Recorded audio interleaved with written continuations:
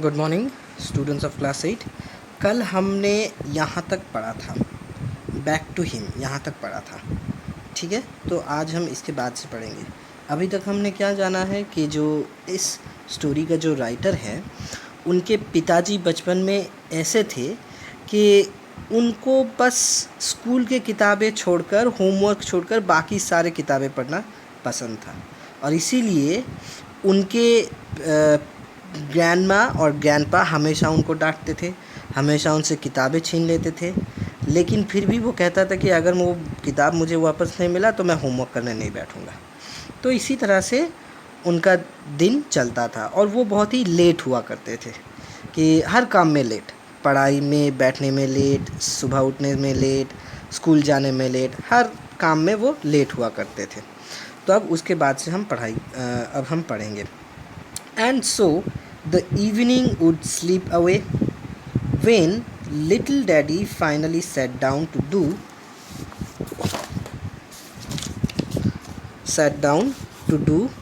his homework.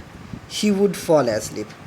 तो आखिर में क्या होता था कि उनके पिताजी वो हमेशा ज़िद पकड़ के बैठे रहते थे कि उनको वही किताब पढ़ना है जो उनको पसंद है। लेकिन उनके ग्रैंडमा और ग्रैंडपा उनको बार बार फ़ोर्स करते थे कि उनको ये किताब छोड़कर उनको पढ़ाई का किताब, उनका जो होमवर्क है वो करना है, तो वो करते नहीं थे।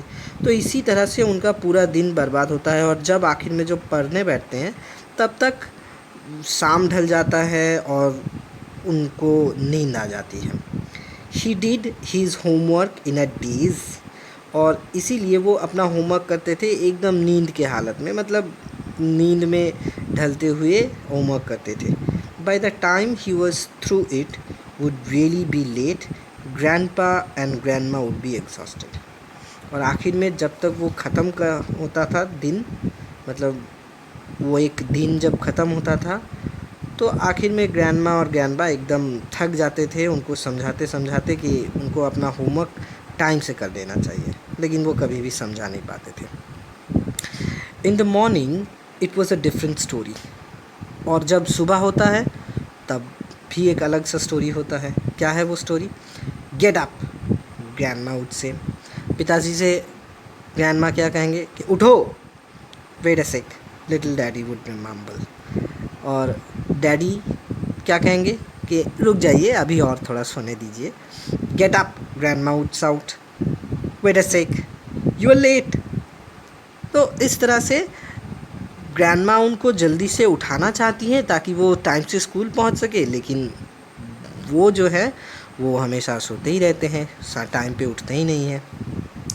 Everyone knows how hard it is to get up when you went to bed late the night before. You have all your sweetest dreams in the morning, especially if you have to go to school.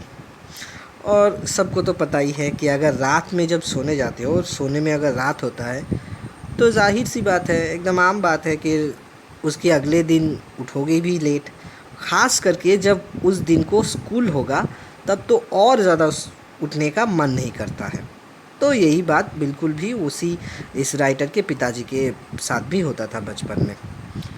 Time marched steadily on while little daddy stretched and yawned, pulled his clothes on, sleepily washed, dozed through his breakfast, and finally managed to get his books together. Then he was out of the house and running to school.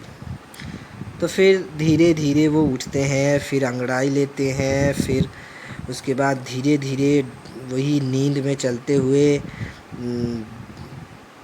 Brush करते हैं, थोड़े fresh होते हैं, उसके बाद अपना breakfast करते हैं और किसी तरह से बहुत मेहनत के साथ अपने किताबें सब इकट्ठे करके और उनको उठा के स्कूल की तरफ उनको दौड़ना पड़ता था, क्योंकि वो लेट हो चुके हैं, तब उन्हें दौड़ना पड़ेगा।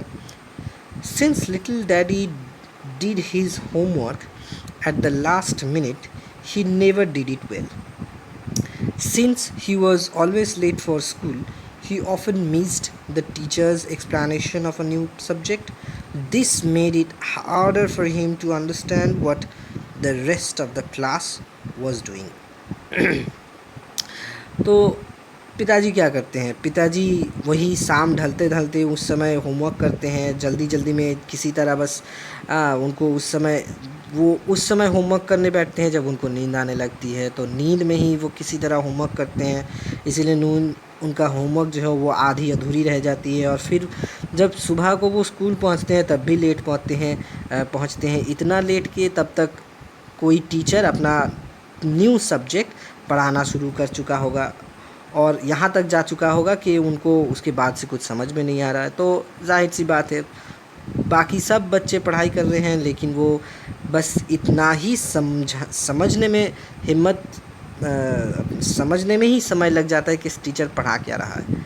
तो मुद्दा बात यह है कि वो मतलब उनको आखिर में पढ़ाई समझ में नहीं आती है क्योंकि वो लेट पहुंचते हैं, तब तक बहुत आगे निकल चुका होता है chapter. Little daddy was always late all his life. He was late for school, late for college, late for work. He lost out on many things in life because of this awful habit. His friends love to tell funny stories about his being late. Even now, Daddy does not know how to walk slowly. He is always in a hurry because he is used to being late. तो writer के जो पिताजी हैं बचपन में वो हमेशा बचपन में तो लेट थे ही, और बचपन में लेट होने की ये जो आदत है वो आदत उनको बड़े होने तक भी रह गया। बड़े हुए, काम करने निकले, नौकरी मिला उनको, तब भी वो लेट पहुंचते हैं। हर काम ऑफिस में लेट, यहाँ लेट वहाँ लेट, इतना लेट कि उनके फ्रेंड्स जो हैं उनके लेट होने का मजाक भी उड़ाने लगे। वो बाकी लोगों के लिए एक कहानी सा बन गया, एक स्टोरी बन गया कि उनका लेट होने का स्टोरी बन गया, इतना ज़्यादा लेट वो करते थे।